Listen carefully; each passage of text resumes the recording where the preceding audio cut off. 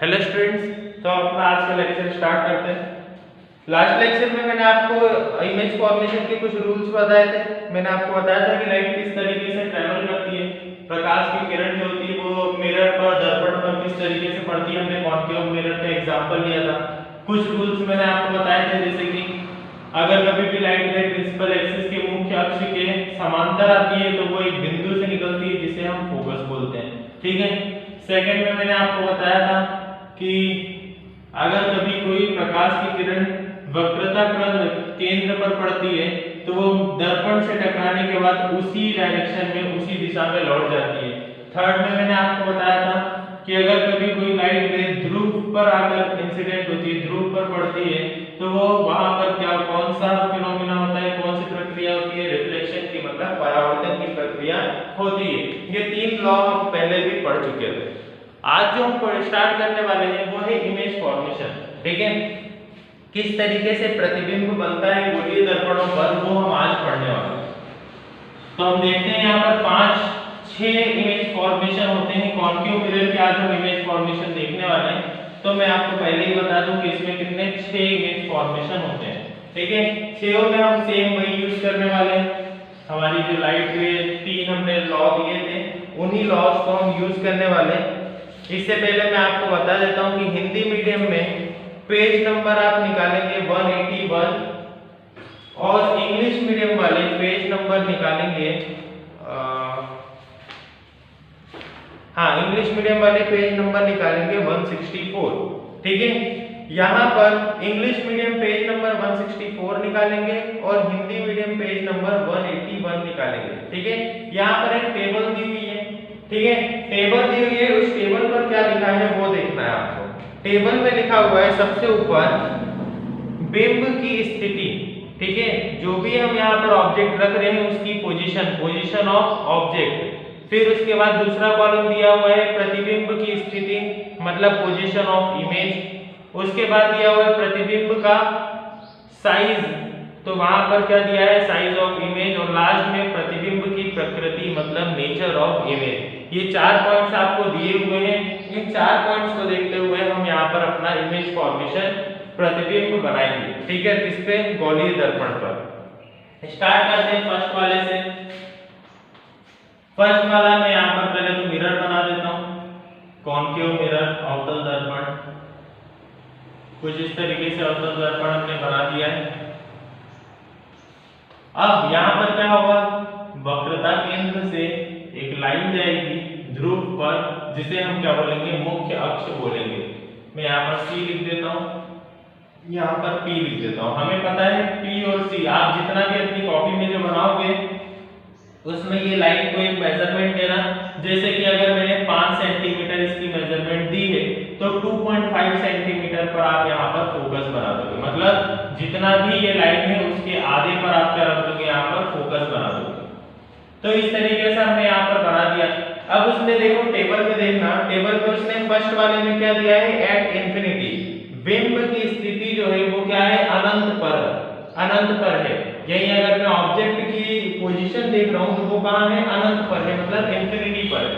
तो अगर object infinity पर रखा हुआ है तो वहां से लाइट रे आएगी। तो मैं ऐसा मानता हूं कि कुछ इस तरीके से लाइट रे आ रही है, आएगी तो कहां से टकराएगी, वो गोलीय दर्पण पर, यहां पर।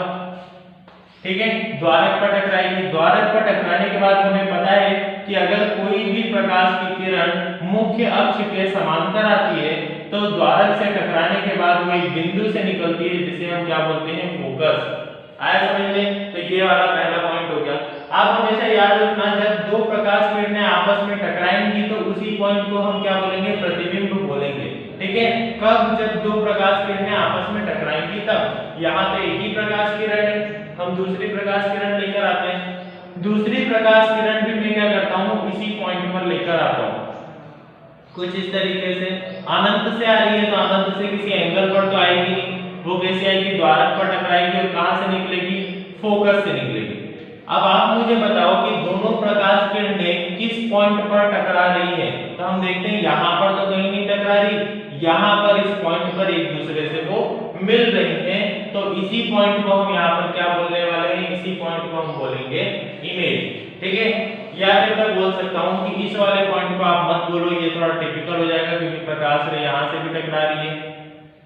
तो हम इस वाले पॉइंट को ना बोलते हुए मैं आपको बताता हूँ, हम यहाँ से अनंत से लाइट रे लेकर आ रहे हैं। कहाँ से टकराएगी वो? द्वारक से टकराएगी। द्वारक से टकराने के बाद वो कहाँ जाएगी, कहाँ से निकलेगी? फोकस से निकलेगी। तो इस पॉइंट को हम क्या बोलेंगे? यहाँ पर इमेज बोलेंगे या फिर प्रतिबिंब बोलेंगे।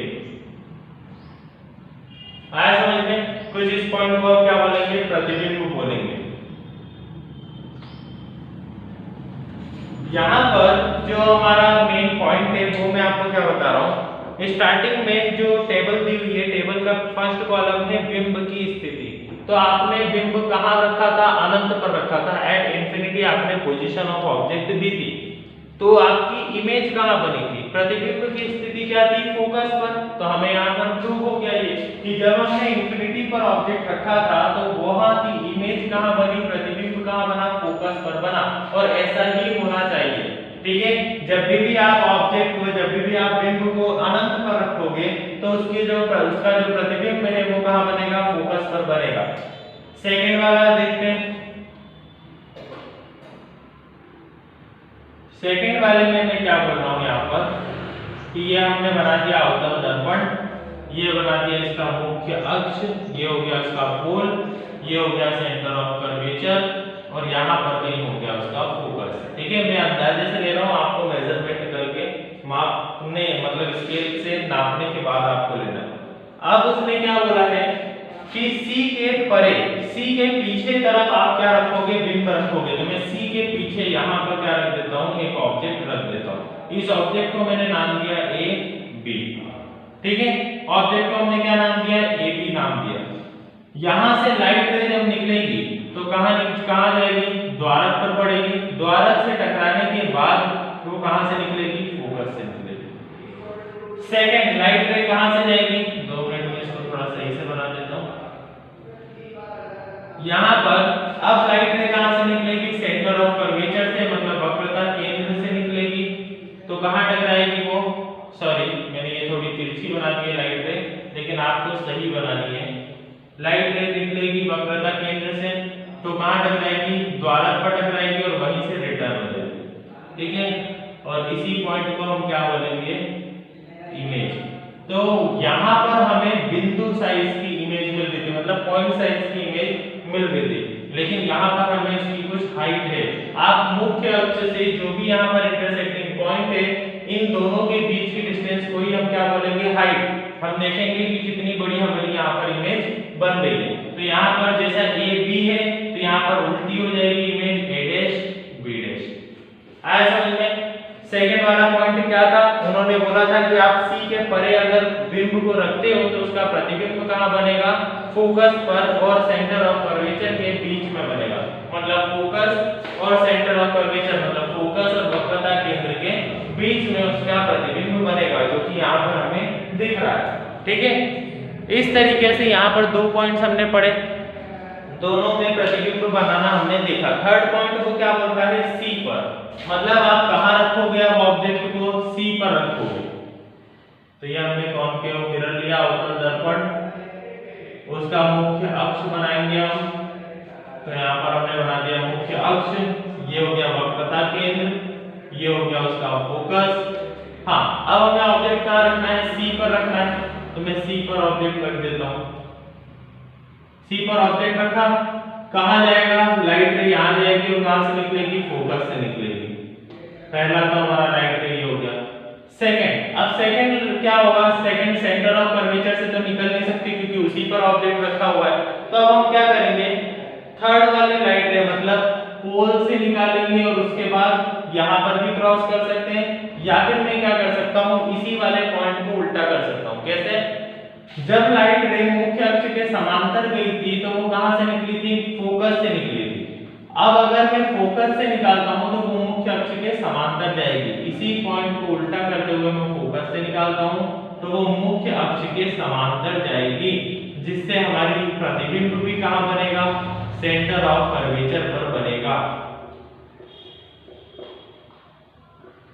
आया समझ में? जब सेंटर ऑफ कर्वेचर पर आप ऑब्जेक्ट को रखोगे, बिंब को जब आप वक्रता केंद्र पर रखोगे तो उसका प्रतिबिंब भी कहाँ बनेगा, वक्रता केंद्र पर ही बनेगा।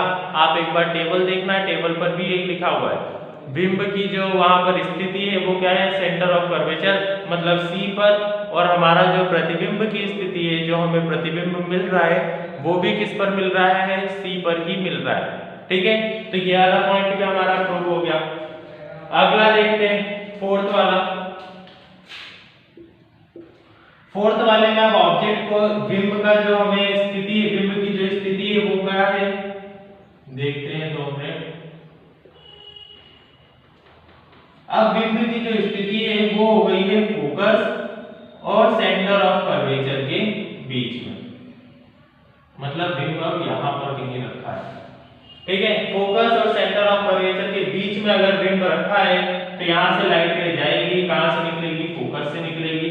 सेकंड लाइट रे अब कहां जाएगी, सेंटर ऑफ कर्वेचर से जाएगी। तो मैं सेंटर ऑफ कर्वेचर पर यहां पर बना देता हूं, सेंटर ऑफ कर्वेचर से जाएगी तो यहीं से पीछे लौट जाएगी, अगर आगे कहीं से टकराती है तो यहीं से पीछे लौट जाएगी। तो मैं इसको कुछ इस तरीके से बनाता हूं। अब हमें इमेज कहां मिल रही है, यहां पर कहीं मिल रही है, यहां पर। ठीक है, मेरे से यहां पे सीधी लाइन भी बन रही है तो आप लोग बना लेना। यहां पर कहीं हमें इमेज मिल रही है, हमने ऑब्जेक्ट रखा था यहां और इमेज मिल रही है हमें यहां। ठीक है, मतलब जब हमने फोकस और सेंटर ऑफ कर्वेचर के बीच में ऑब्जेक्ट को रखा, जब हमने फोकस और वक्रता केंद्र के मध्य में बिंब को रखा तो उसका जो प्रतिबिंब है वो कहां बना, सी के परे बना, मतलब सी के पीछे बना। अब आप देखोगे कि इस वाले में और इस वाले में बहुत ज्यादा सिमिलरिटी है। कैसे, यहाँ पर हमने ऑब्जेक्ट को सी के पीछे रखा था तो इमेज हमारी बीच में बनी थी, यहाँ पर हमने ऑब्जेक्ट को बीच में रखा तो इमेज हमारी सी के पीछे बनी। तो ये आपको याद करने में भी ज्यादा आसान रहेगा। ठीक है, याद करने में ये आपको ज्यादा आसान लगेगा। क्यों, क्योंकि ये एक दूसरे के अपोजिट है।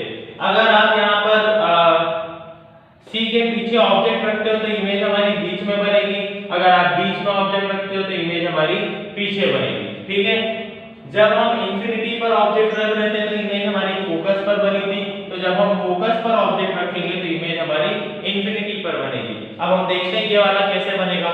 फोर्थ के बाद जो फिफ्थ वाला है, फिफ्थ में हमने ऑब्जेक्ट कहां रखा है, बिंब की जो स्थिति है वो क्या है, बिंब की अब स्थिति हो गई है, बिंब की जो स्थिति अब है वो कहां है, फोकस पर, मतलब अब हमने ऑब्जेक्ट को कहां रख दिया है, फोकस पर रख दिया है। तो मैं यहां पर बना देता हूं अवतल दर्पण। ये हो गया हमारा कॉन्केव मिरर, ये हो गया हमारा मुख्य अक्ष, ये हो गया फोकस, ये हो गया सेंटर ऑफ कर्वेचर। हमने ऑब्जेक्ट को कहां रखा है, फोकस पर रखा है। ठीक है, फोकस पर ऑब्जेक्ट को रखा है। अब देखते हैं यहाँ पर क्या होता है। तो सबसे पहले लाइट रे यहाँ से टकराई और कहां से गई, फोकस से गई। अब लाइट रे सेकंड कहां से जाएगी, सेंटर ऑफ कर्वेचर से। लेकिन क्या हो रहा है यहाँ पर,